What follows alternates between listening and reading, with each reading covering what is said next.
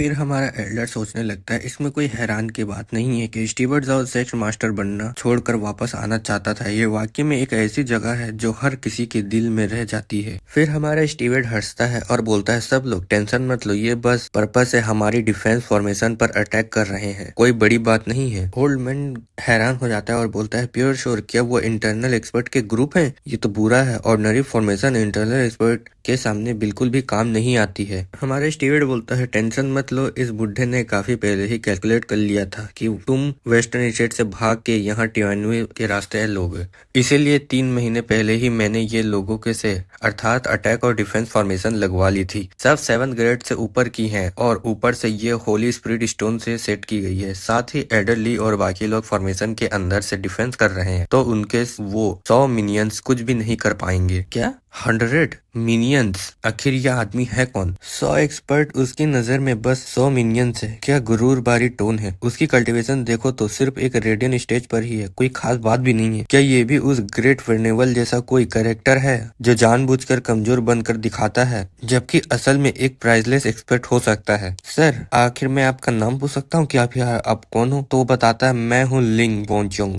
लू फैमिली का। क्या आप सच में ही डिवाइन स्कैमर हो, टियान्यू के 3 ग्रेट विजडम स्टार में से एक लिंग वोंचुंग? सर, मैं आपका बड़ा नाम काफी पहले सुना था। आप मेरी तारीफ कर रहे हैं एक कल्टीवेटर के तौर पर। शायद मैं आपकी नजर में कुछ भी नहीं हूँ, लेकिन शतरंज के खिलाड़ी के रूप में जब तक मेरे हाथ में काफी मोहरे हैं, ये बुढ़ा तुमसे ज्यादा ताकतवर है। एल्डर बोलता है हाँ, हमें आपकी बड़ी एबिलिटी पे भरोसा है और पहले भी आपका एबिलिटी के बारे में हमने सुना था। बस हमें ये उम्मीद नहीं था कि आप लू फैमिली में सेटल हो जाएंगे। ये सच में हमें हैरान कर देता है। अब जब 3 सेक्ट हमें चेस कर रहे हैं तो हमें सच में लिंग वॉन्चिंग जैसे एक समझदार इंसान की जरूरत है ताकि हमें गाइड कर सके। तभी स्टीवर्ट लैंग बोलता है अभी यू मिंग जो बैटल रिपोर्ट भेजा है उसे देख के लगता है ये लोग लड़ते ही बेकार जाते हैं। इनमें से कोई भी उन्हें जितना स्ट्रॉन्ग कॉम्बैट फोर्स में पावर नहीं है, इसीलिए इससे पता चलता है कि ये सब एवरेज लोग हैं जिनमें से लीडरशिप का टैलेंट ही नहीं है। देखने में ये सब इंटरनल एक्सपर्ट लगते हैं, लेकिन असल में ये बस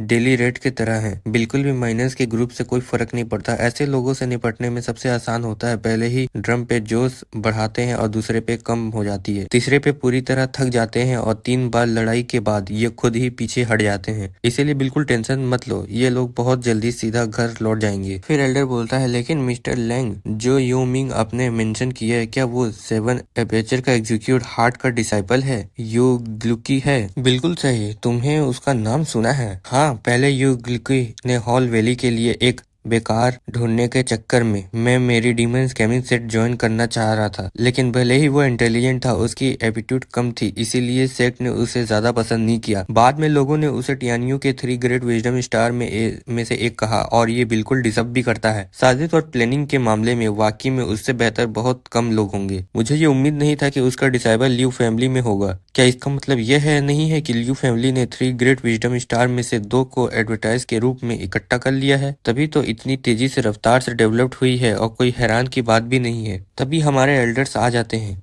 और हमारे स्टीवर्ट लैंग बोलता है लड़ाई खत्म हो गई है। मैंने तुम्हें नहीं कहा था कि विक्ट्री क्रॉस करो और एक वेव से लड़ाओ? कोई जरूरत नहीं है। आप चाहते थे कि हम उन्हें थका दें ताकि वो रिफॉर्मेंस लाने वापस जाएं और ओल्ड झांग के लिए टाइम मिल जाए, लेकिन मैंने उन्हें पहले ही मना कर वापस भेज दिया है। कुछ टाइम तक वो दोबारा चेज नहीं करेंगे, सेम रिजल्ट। उन्होंने माना कि वापस भेज दिया। हाँ, 4th फॉर्मेशन में हमारे पास गोरगिरक एडवांटेज था, उन्हें पूरी तरह से वाइप आउट करना मुश्किल बात नहीं थी, लेकिन ऐसा करना आपके बड़े प्लान को खराब कर देता है ना। तब हंसता है और बोलता है इसीलिए मैंने खुद इनविटेशन लिया और डिमोन कमिंग सेक्ट के लोगों को मार दिया और चॉन्टियन सेक्ट के लोगों को सीरियसली इंजर्ड कर दिया। रही बात टेंसिंग सेक्ट की, मैंने उनसे कह दिया कि हमें पहले ही मैसेज मिल चुका है कि हम टेंशन सेक्ट के साथ पीस कर चुके हैं और उसने कहा कि जाकर अपने सेट मास्टर से पूछ लो। बस फिर किया, वो सीधा ऑब्डिनी वापस लौट गए। क्या मैसेज मुझे कैसे नहीं मिला? तुम्हें मिल जाएगा जल्दी देर से, वरना तुम बैटल के दौरान टेंजिंग सेट के लिए कैलकुलेट्स कम रखने का कोई नहीं करते। तुम उस बुढ़े पर इतना भरोसा करते हो, सच में लगता है कि वो कर लेगा। एम्पर के 4 प्राइम मिनिस्टर डेवलपमेंट तो उसकी सबसे बड़ी स्ट्रेंथ है ना? सच है, उस बुढ़े में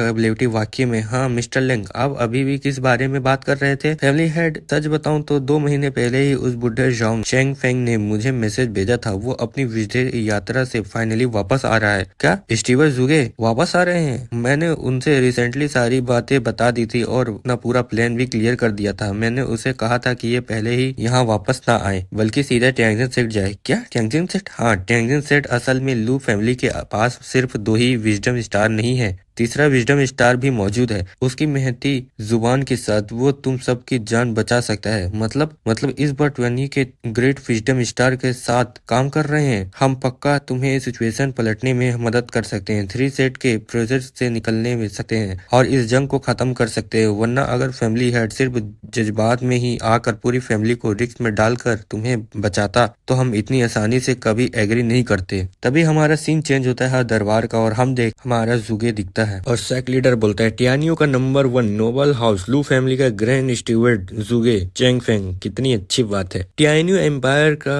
फॉर्मर प्राइम मिनिस्टर और आज लू फैमिली का नंबर 1 स्टीवर्ड। टाइटल बदल गया है लेकिन अभी भी एम्पायर के लाइफ लाइन पकड़ा वाला एक हैवी वेट है। जुगे चेंग फेंग, तुम टियानियो में रहकर सही से सरकारी काम संभाल क्यों नहीं रहे थे? मेरे पास भागकर क्यों आ गए? और इसके साथ हमारा ये चैप्टर खत्म हुआ। अब नेक्स्ट चैप्टर आएगा कल, तो कल देखते हैं आखिर क्या होता है। अगर वीडियो पसंद आए तो लाइक और सब्सक्राइब जरूर करें।